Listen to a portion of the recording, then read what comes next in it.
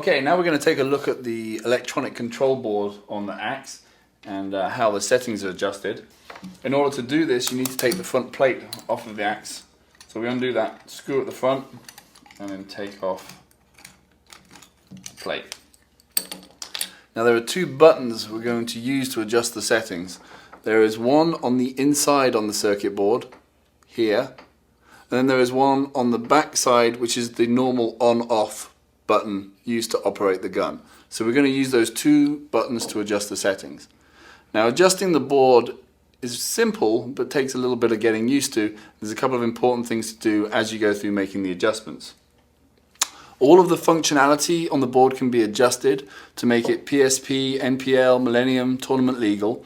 You can adjust the rate of fire anywhere from 8 balls per second up to 20 balls per second. You can also adjust the start of the ramping point from 3 balls per second to 9 balls per second. You can adjust the firing mode, the rate of fire, the dwell, the ball in place delay, and the ramping point. So it's all adjustable. Now to adjust one of these functions, I'm going to take the board and I'm going to push the function button on the side of the circuit board, and it's going to come up with an LED color. Now firing mode will be red, rate of fire will be green, dwell will be orange, ball in place delay will be flashing red, and ramping point will be a quick flashing green. Now the number of times the gun has to be turned off to start with, and the number of times that I push this button, the function button, will take it to which function that I'm going to adjust. Now to start with, I'm just going to adjust the firing mode. So I'll push this button once, and when I do so, hopefully you can see the LED goes red, and it goes a solid red, and then it flashes the setting. Now the flashes give you the number of the setting.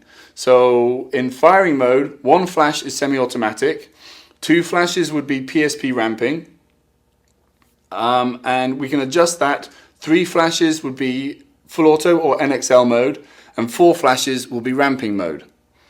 Now to adjust that, I have to push either the function button or the on-off button during that first solid flash of the LED.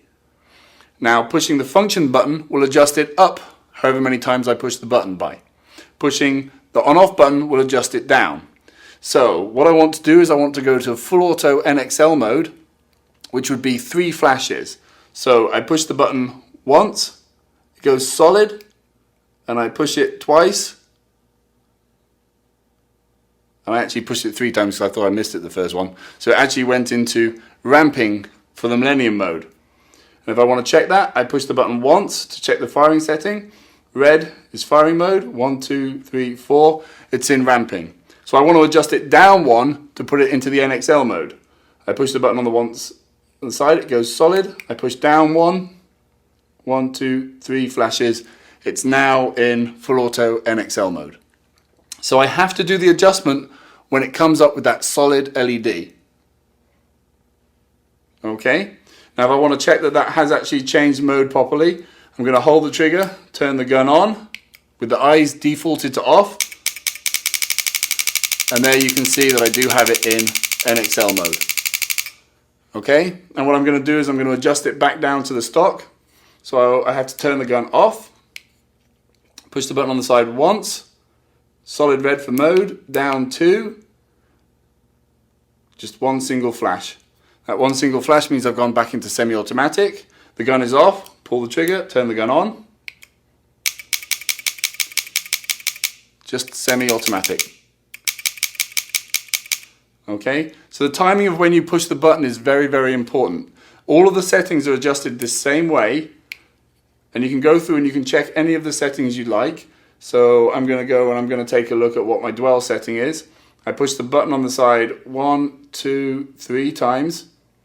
It goes to orange, and now it's going to flash back 3, 4, 5, 6, 7, 8, 9, 10, 11, 12, 14, 15, 16, 17, 18, 19, 20, 21, 22, 23, 24, 25, 26, 28.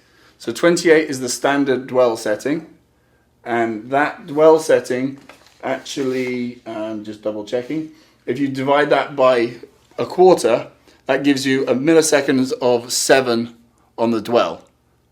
And the dwell is adjustable by 1/4 of a millisecond. Each flash is 1/4 of a millisecond. The standard dwell, 28 flashes, is 7 milliseconds. Alright. Now, if you have problems with the board, and there's some strange things going on, or if you've adjusted the settings and you don't know where everything is, you can actually do a factory reset. And to factory reset, you can turn the power off and then push both the function button and the power button at the same time. And that will factory reset all of the settings. Or you can remove the battery and push both of those. That will, push them and hold them for 10 seconds. That will factory reset. Or just take the battery out for more than 15 seconds and that will factory reset. So if you've messed something up and you're not sure what's going on, go back to a factory reset. That's a great place to start your adjustments from again. Okay, thank you very much.